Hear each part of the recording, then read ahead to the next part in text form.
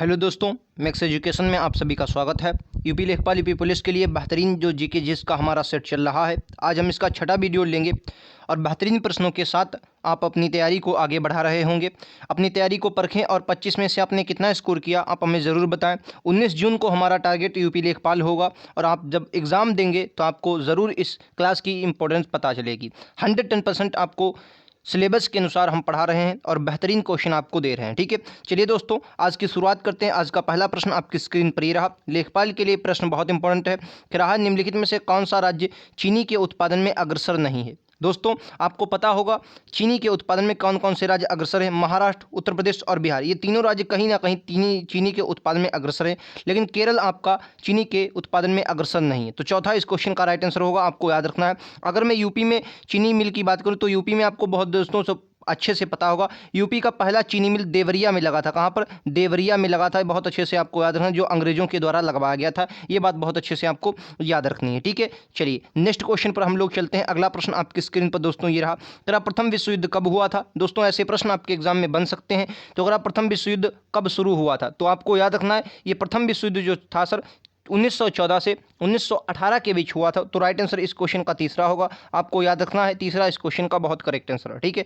चलो next question हम लोग चलते हैं। अगला क्वेश्चन आपकी स्क्रीन पर ये रहा, क्या रहा है, मंदिरों का शहर किसे कहा जाता है। मदुरई, बेंगलोर, मुंबई या हैदराबाद। क्वेश्चन का राइट आंसर क्या होगा? मंदिरों का शहर किसे कहा जाता है। ये प्रश्न कई बार आपके प्रीवियस एग्जामों में पूछा गया है। तो राइट आंसर क्या होगा? मदुरई होगा। और मदुरई ये प्राचीन काल में राजधानी रहा है। किसकी राजधानी रहा है? तो आपको याद है पांड्य शासकों की राजधानी। किसकी? पांड्य शासकों की राजधानी रहा है। ये बात बहुत अच्छे से आपको याद रखनी, पांड्य शासकों की राजधानी रहा है। ठीक है, और इससे कई बार प्रश्न ये भी बना है कि जो पांड्य शासकों की राजधानी कौन सा शहर था, तो क्या बताएंगे? मदुरई था। ठीक है, आपको ये बात भूलना नहीं है। चलिए नेक्स्ट क्वेश्चन पर हम लोग चलते हैं। अगला प्रश्न आपकी स्क्रीन पर ये रहा और बहुत बार एग्जाम में ये भी प्रश्न सीधा छपा है, क्या किस कारण बस औरंगजेब शिवाजी को परास्त नहीं करने में असफल रहा। औरंगजेब आपको दोस्तों बहुत अच्छे से पता होगा। औरंगजेब के कार्यकाल की मैं बात करूं तो दोस्तों बहुत अच्छे से याद रखना है, 1658 से 1707 में औरंगजेब की मृत्यु होती है। तो 1658 से 1707 में इसकी मृत्यु होती है। ये बात बहुत अच्छे से आपको याद रखना है। ठीक है, अच्छा औरंगजेब और शिवाजी के बीच आपको पुरंदर की संधि 1665 में जो हुई थी, भूलना नहीं है, कई बार आपके एग्जाम में आई है।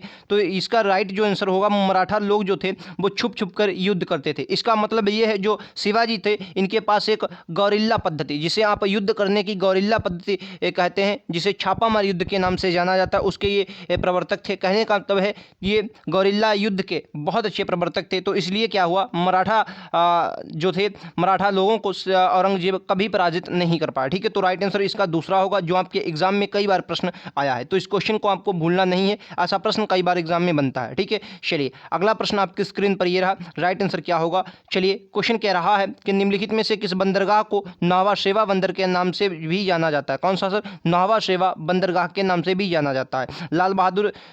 जवाहरलाल नेहरू बंदरगाह, कोचीन बंदरगाह, कांडला या तूतीकोरिन। तो क्या होगा इस क्वेश्चन का राइट आंसर? जवाहरलाल नेहरू बंदरगाह इस क्वेश्चन का राइट आंसर होगा। पहला राइट आंसर है, इसे नावा शेवा बंदरगाह के नाम से भी जाना जाता है। ठीक है, चलो नेक्स्ट क्वेश्चन आपका स्क्रीन पर ये रहा, क्या शिव कुमार शर्मा के मतलब क्या बजाते थे। शिव कुमार शर्मा निष्णात वादक थे, तबला के, बांसुरी के, संतूर के या सारंगी। तो राइट आंसर इस क्वेश्चन का क्या होगा? संतूर वादक थे। याद रखेंगे, वादकों से क्वेश्चन कभी ना कभी एग्जाम में जरूर पूछा जाता है। ज़्यादातर आप ऐसे क्वेश्चन देखेंगे जो आपके एग्जाम में ऐसे प्रश्न बनते हैं। ठीक है, तो शिव कुमार शर्मा आपको याद रखना है, संतूर वादक थे। ठीक है, चलो दोस्तों अपना लास्ट में स्कोर आप जरूर बताएं कि आपने स्कोर कितना किया 25 में से, क्योंकि बहुत बेहतरीन क्वेश्चों के साथ मैं PDF को तैयार करता हूँ ताकि आपके सिलेबस के अनुसार क्वेश्चन रहें। यूपी पुलिस, यूपी लेखपाल, अभी हमारा लेखपाल टारगेट, उसके बाद हम लोग पुलिस के जो लोग पुलिस की तैयारी भी कर रहे हैं उनके लिए सेट बहुत इंपॉर्टेंट है। ठीक है, क्या पश्चिम बंगाल के प्रथम एशियाई विकलांगता अक्षम तैराक का नाम बताइए जिन्होंने इंग्लिश चैनल को पार किया था।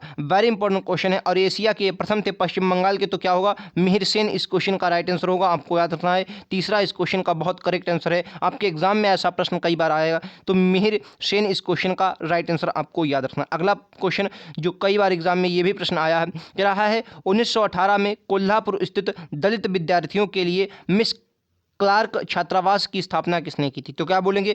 बाबा साहब भीमराव अम्बेडकर, महर्षि विट्ठल रामजी शिंदे, छत्रपति साहू जी महाराज या महात्मा गांधी। तो क्या बोलेंगे? बाबा साहब अंबेडकर। ठीक है, बाबा साहब अंबेडकर के बारे में याद रखना है आपको। प्रारूप समिति के अध्यक्ष थे, बहुत अच्छे से आपको पता होना चाहिए। संविधान सभा में प्रारूप समिति के मोस्ट इंपॉर्टेंट जो एक समिति थी उसके ये क्या थे, अध्यक्ष थे। तो उन्होंने 1918 में कोल्हापुर में स्थित दलित विद्यार्थियों के लिए मिस क्लार्क छात्रावास की भी स्थापना की थी। अच्छा, दलितों के लिए दलित समाज सुधारक में अगर हम नाम देखें तो महाराष्ट्र से ज्योतिबा फूले का नाम बहुत बार आया है, जिन्होंने गुलामगिरी पुस्तक लिखी थी। आपको याद रखना है गुलामगिरी किसकी थी, ज्योतिबा फूले की। ये बात बहुत अच्छे से आपको याद रखनी है। ठीक है, नेक्स्ट क्वेश्चन पर हम लोग चलते हैं। अगला प्रश्न आपकी स्क्रीन पर बहुत इंपॉर्टेंट है कि भारतीय प्रायद्वीप के पूर्वी तट के साथ साथ कौन सा राजमार्ग स्थित है। बात करेंगे पूर्वी तट, इस प्रकार से अगर आप देखते हैं तो ये वाला जो तट है ये आपको पश्चिमी तट के नाम से देखने को मिलता है। ठीक है, पश्चिमी तट कहते हैं इसको, और इस वाले को हम लोग पूर्वी तट कहते हैं। क्या कहते हैं सर, पूर्वी तट इस वाले को कहते हैं। ठीक है, याद रखेंगे। अच्छा, पूर्वी तट के साथ साथ कौन सा, तो NH5 हो जाएगा, याद रखेंगे। चौथा इस क्वेश्चन का राइट आंसर है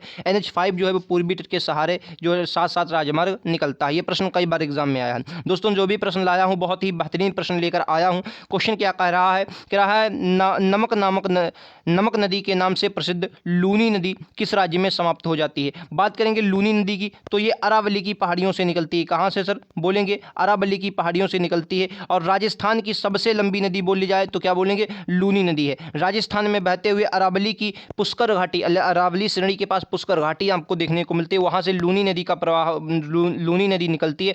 और फिर उसके बाद जाकर कच्छ के रण में जाकर ये क्या होती है सर, विलीन हो जाती है। तो ये गुजरात में जाकर क्या होती है, समाप्त हो जाती है, कच्छ के रण में विलीन हो जाती है। और ये जो है ये एकमात्र ऐसी नदी है जो सिर्फ मतलब इसका कोई मुहाना नहीं, कच्छ के रण में जाकर विलीन हो जाती है। तो राइट आंसर इसका क्या होगा, दूसरा इस क्वेश्चन का राइट आंसर है गुजरात। चलो नेक्स्ट क्वेश्चन पर चलते हैं। अगला क्वेश्चन, लोधी वंश ने दिल्ली पर किसके बीच शासन किया। दोस्तों, आपको लोधी वंश की शुरुआत अगर ना याद हो लेकिन समाप्ति सबको पता होती है कि लोधी वंश समाप्त कब हुआ था, तो क्या बोलेंगे 1556 में जब पानीपत का प्रथम युद्ध होता है तो इब्राहिम लोदी और बाबर के बीच युद्ध हुआ। इब्राहिम लोदी दिल्ली सल्तनत का अंतिम शासक जो रणभूमि में मारा गया, ऐसा पहला शासक था और अंतिम शासक जो गद्दी पर बैठा दिल्ली सल्तनत के। और 1556 के बाद ही हमारा 1556 कह रहा हूँ, आई एम सॉरी 1556 में दूसरा पानीपत का युद्ध हुआ था। 1526 इस क्वेश्चन का राइट आंसर होगा। ठीक है, 1526 तक 1451 से 1526 तक युद्ध चला था और 1526 में मुगल वंश की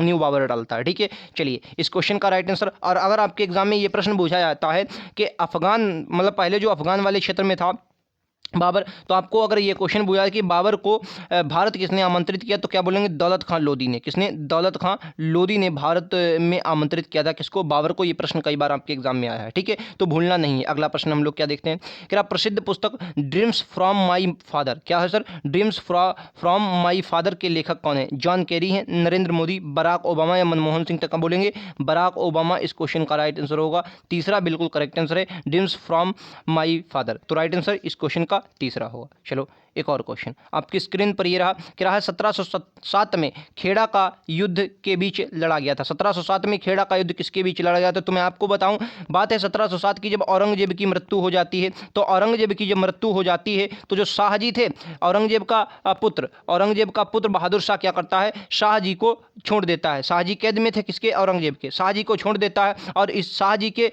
जब छोड़ देता है और जब औरंगजेब की मृत्यु हुई तो मराठा साम्राज्य की जो शक्ति थी वो पूरी की पूरी ताराबाई के हाथों में थी। और जैसे ही शाह छूटते हैं तो शाह और ताराबाई के बीच 1707 में खेड़ा का युद्ध होता है। और कई बार एग्जाम में सीधा टपका है, तो आपको इस क्वेश्चन को भूलना नहीं है। ठीक है, खेड़ा का युद्ध याद रखेंगे। सबसे मोस्ट इंपोर्टेंट कब हुआ, तो क्या बोलेंगे 1707 में हुआ, जब औरंगजेब की मृत्यु होती है। ताराबाई और शाह के बीच हुआ था। ये भी प्रश्न बहुत अच्छे से आपको याद रखनी है। ठीक है, और ताराबाई किसकी ये पुत्र जो पत्नी थी, आपको याद रखना, ये क्वेश्चन बहुत एग्जाम में पूछा गया, तो रामदास की पत्नी थी। ठीक है, याद रखेंगे। चलो नेक्स्ट क्वेश्चन आपकी स्क्रीन पर ये रहा, क्या भगवान बुद्ध की मृत्यु महापरिनिर्वाण किस स्थान पर हुई थी। देखिए सबसे मोस्ट इंपोर्टेंट आपको याद रखना है, महात्मा बुद्ध जी के अगर जन्म की बात, इनसे जन्म मृत्यु इनकी कई बार एग्जाम में आई है, तो जन्म अगर बुझा है तो क्या बोलेंगे, जन्म जो इनका हुआ था वो लुम्बिनी में हुआ था। कहाँ पर, लुम्बिनी में हुआ था इनका जन्म। ठीक है, अच्छा, तो महानिर्वाण इनका जो हुआ था वो कुशीनगर में हुआ था। इसे महापरिनिर्वाण इनकी मृत्यु को कहा जाता है। ठीक है, सारनाथ में इन्होंने अपना प्रथम उपदेश दिया और जो इनके शिष्य उसको क्या कहते हैं, प्रथम उपदेश दिया। इसे धर्म चक्र प्रवर्तन कहते हैं। क्या कहते हैं, धर्म चक्र प्रवर्तन कहते हैं, याद रखेंगे, ठीक है। धर्म चक्र प्रवर्तन कहा जाता है, ये क्वेश्चन आपको याद रखना। और जब इन्होंने घर त्यागा था उसे महाविनिष्क्रमण कहा जाता है। चलो नेक्स्ट प्रश्न, क्या मुद्रा राक्षस नाटक का लेखक कौन था? वेरी इंपॉर्टेंट क्वेश्चन है, कई बार एग्जाम में सीधी छपकी है, ठीक है। अगर मैं और भी लोगों की बात करूं तो अगर कौटिल्य की बात करूं तो कौटिल्य के बारे में आपको याद रखना, अर्थशास्त्र लिखी थी। मुद्रा राक्षस विशाखा दत्त की है, याद रखेंगे। और ये मौर्य कालीन हमें जानकारियां देती है मुद्रा राक्षस। अगर बाणभट्ट की बात करें तो बाणभट्ट गुप्त और गुप्तोत्तर काल की जानकारियां इनसे मिलती हैं। और बाणभट्ट ये हर्ष के दरबारी कवि थे, और हर्ष इसलिए इन्हें बाणभट्ट हर्ष के दरबारी कवि थे। तो हर्ष चरित्र इनकी बहुत इंपॉर्टेंट है, जो आपको एग्जाम में पूछी जाती है, ठीक है। हर्ष चरित्र बाणभट्ट की बहुत बार एग्जाम में आई, कादंबरी भी इनके एग्जाम में कई बार आई है, तो आपको ये बात याद रखनी, बाणभट्ट हर्ष चरित्र के दरबारी कवि थे। नेक्स्ट क्वेश्चन, कह रहा अंतर्राष्ट्रीय श्रमिक संगठन का मुख्यालय कहाँ? अंतर्राष्ट्रीय श्रमिक संगठन की अगर स्थापना आपके एग्जाम में पूछे तो क्या बोलेंगे? 1919 में इसकी स्थापना होती है, भूलना नहीं है। अंतर्राष्ट्रीय श्रमिक संगठन की, और मुख्यालय कहाँ हो जाएगा? जिनेवा में इसका मुख्यालय हो जाएगा। ये बात बहुत अच्छे से आपको याद रखनी है, ठीक है। जिनेवा में इसका मुख्यालय, जिनेवा स्विट्जरलैंड का शहर है, याद रखेंगे। न्यूयॉर्क कह रहा हूँ। अंतर्राष्ट्रीय श्रमिक संगठन ILO 1919 में इसकी स्थापना हुई थी। नेक्स्ट क्वेश्चन, क्या केंद्र शासित प्रदेश दादरा और नागर हवेली की राजधानी क्या है? ठीक है, मोस्ट इंपोर्टेंट क्वेश्चन आपको ये याद रखना है कि दादरा नागर हवेली केंद्र शासित कब बना था? तो क्या बोलेंगे? 1961 में ये केंद्र शासित बना है, ठीक है। और 2020 में, हाल ही में 26 जनवरी 2020 को दादरा नगर हवेली और दमन और दीप को एक में कर दिया गया, ठीक है। ये भी क्वेश्चन आपको याद रखना है। तो राइट आंसर क्या होगा? दादरा नगर हवेली की राजधानी सिलवासा थी, ठीक है, याद रखेंगे। राइट आंसर क्या होगा? तीसरा इस क्वेश्चन का राइट आंसर। पोर्ट विलियर जो है अंडमान निकोबार की राजधानी है, ठीक है। चलिए नेक्स्ट क्वेश्चन आपकी स्क्रीन पर ये रहा, कि बहमनी राज्य की स्थापना कब की गई थी? देखिए आपको दोस्तों बहुत अच्छे से याद रखना है, जब मोहम्मद बिन तुगलक MBT का शासन था, कहां पर? दिल्ली सल्तनत में। दिल्ली सल्तनत में अगर आप देखते हैं मोहम्मद बिन तुगलक का शासन काल था। इसी के साम्राज्य में दक्षिण भारत में दो शक्तियां उदय होती हैं, एक विजयनगर साम्राज्य और बहमनी साम्राज्य, ठीक है। बहमनी साम्राज्य की अगर बात करेंगे तो 1947 में इसकी स्थापना होती है, 1947 में। और हसन गंगू यानी कि बहमान शाह नाम का व्यक्ति, जो हसन गंगू, जिसकी उपाधि हसन गंगू थी, बहमान शाह इसकी स्थापना करते हैं बहमनी साम्राज्य की, ठीक है। तो आपको ये बात याद रखनी है, आपके एग्जाम में कई बार क्वेश्चन पूछा गया। और इसी के समकालीन एक साम्राज्य और उत्पन्न हुआ जिसे विजयनगर साम्राज्य के नाम से जानते हैं, और विजयनगर साम्राज्य की स्थापना हरिहर बुक्का नामक दो भाइयों ने की थी। ये भी प्रश्न आपको याद रखना है, ठीक है। तो 1947 में बहमनी साम्राज्य की स्थापना हुई थी। और अगर आपके एग्जाम में यह भी प्रश्न कई बार पूछा गया कि जब बहमनी साम्राज्य की स्थापना हुई तो दिल्ली सल्तनत में कौन सा शासक था? तो क्या बोलेंगे? MBT यानी कि मोहम्मद बिन तुगलक शासन कर रहा था, ठीक है। और मोहम्मद बिन तुगलक का अगर शासनकाल आपसे पूछा है तो क्या बोलेंगे? 1325 से 1351 तक मोहम्मद बिन तुगलक शासनकाल में रहता है। नेक्स्ट क्वेश्चन, क्या किसने अगस्त प्रस्ताव 1940 को प्रस्तुत किया था? क्या बोलेंगे? किसने अगस्त प्रस्ताव 1940 को प्रस्तुत किया था? तो क्या बोलेंगे? Lord Linlithgow, Lord Mountbatten, Lord Wavell या लॉर्ड इरविन? तो क्या बोलेंगे? लिनलिथगो ने। लिनलिथगो ने क्या किया था?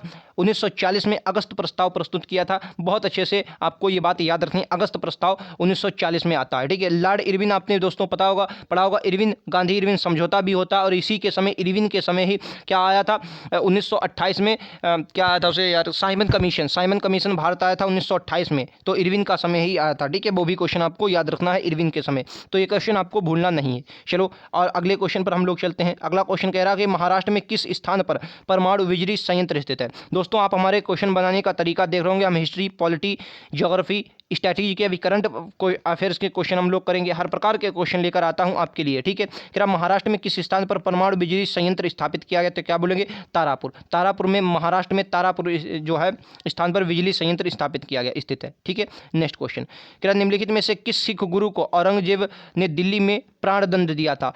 तो क्या बोलेंगे? अभी हाल ही में इनकी चर्चा भी हुई थी, ये करंट से रिलेटेड मैंने क्वेश्चन रखा है, ठीक है। तो आपको याद रखना, गुरु तेग बहादुर जो 9वें गुरु थे, हमारे 9वें गुरु थे। कौन से? 9वें गुरु थे, याद रखेंगे, 9वें सिख गुरु थे। तो औरंगजेब ने इन्हें प्राणदंड दिए थे। एक बात और भी याद रखेंगे, अर्जुन देव ये 5वें गुरु थे, ये जहांगीर ने इनको मृत्युदंड दिया था। किसने? जहांगीर ने। ये भी बात आपको याद रखनी है, जो आपके एग्जाम में कई बार आई है, ठीक है। जहांगीर ने इनको मृत्युदंड दिया था। क्लियर है? चलिए नेक्स्ट क्वेश्चन पर हम लोग चलते हैं। अगला क्वेश्चन आपकी स्क्रीन पर ये रहा, क्या कर रहा है? ज्योग्राफी का बहुत ही बेहतरीन क्वेश्चन है। क्या निम्नलिखित में से किन किन देशों को काराकोरम दर्रा एक दूसरे से जोड़ता है? किन किन देशों को? तो काराकोरम दर्रा आपको याद रखना है, ये काराकोरम श्रेणी में सबसे ऊपर जम्मू कश्मीर वाले इलाके, अब वर्तमान में लद्दाख वाले इलाके में आपको आपको देखने को मिलेगा भारत और चीन के बीच है। ठीक है, याद रखेंगे पहला इस क्वेश्चन का बिल्कुल करेक्ट आंसर है, काराकोरम दर्रा से क्वेश्चन बनेगा, तो आप लोगों को भूलना नहीं है। चलो नेक्स्ट क्वेश्चन क्या कर रहा है अगला क्वेश्चन, ये करंट का क्वेश्चन है, बहुत इंपॉर्टेंट क्वेश्चन है। कह रहा 6 फरवरी 2022 को भारत ने अपना वनडे इंटरनेशनल क्रिकेट में 1000वां मैच गुजरात के नरेंद्र मोदी स्टेडियम में किस देश के साथ खेला। तो आपको यह भी याद रखना है कि अगर आपके एग्जाम में ये क्वेश्चन पूछा कि 1000वां मैच कहां खेला, तो क्या बोलेंगे गुजरात के नरेंद्र मोदी स्टेडियम में खेला। ठीक है, और किसके खिलाफ, किसके साथ, तो वेस्ट इंडीज के खिलाफ खेला। आपको यह भी बात याद रखना, 6 फरवरी 2022 को वेस्ट इंडीज के खिलाफ खेला।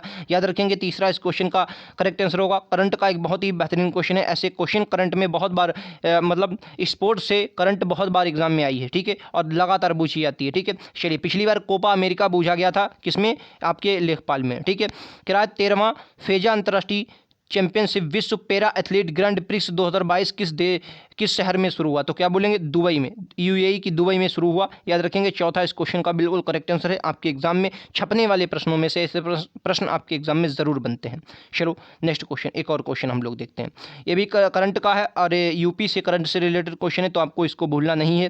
क्या गोरखपुर और किस शहर के बीच पहली सीधी उड़ान को हरी झंडी दिखाई गई, सीधी उड़ान को हरी झंडी तो वाराणसी और गोरखपुर के बीच दिखाई गई है। तो पहला इस क्वेश्चन का राइट आंसर होगा, आपको ये प्रश्न भूलना नहीं है, आपके लिए बहुत इंपॉर्टेंट है। करंट का एक और क्वेश्चन मैं आपको दिखाता हूं। अगला क्वेश्चन 4 प्रश्न हमने करंट के भी लिए हैं। तो आईसीसी महिला विश्व कप में सबसे अधिक कप्तानी करने वाली महिला क्रिकेटर कौन बनी है, तो क्या बोलेंगे मिताली राज। और झूलन गोस्वामी, ये सबसे ज़्यादा इन्होंने अभी विकेट लिए हैं, सबसे ज़्यादा विकेट लिए हैं, अभी हाल ही का इनके पास रिकॉर्ड है, सबसे ज़्यादा विकेट लिए हैं इन्होंने, ये भी बात आपको याद रखना है, झूलन गोस्वामी। ठीक है, चलिए दोस्तों आपको क्लास कैसी लगी आप लोग हमें लास्ट में ज़रूर बताएंगे, स्कोर आपका कितना रहा 25 में से ज़रूर बताएं। और ऐसे लगातार प्रश्नों के लिए चैनल को सब्सक्राइब कर लेंगे, आने वाली हर नोटिफिकेशन अपडेट के लिए बेल आइकन दबा लेंगे, जैसे आपको अगली नोटिफिकेशन जल्द मिलती रहे। मैं डेली शाम को वीडियो अपलोड करता हूं जो कि आपके लिए बहुत इंपॉर्टेंट है। ठीक है, तो मिलते हैं अगले वीडियोज़ में, आज के लिए इतना ही, थैंक यू।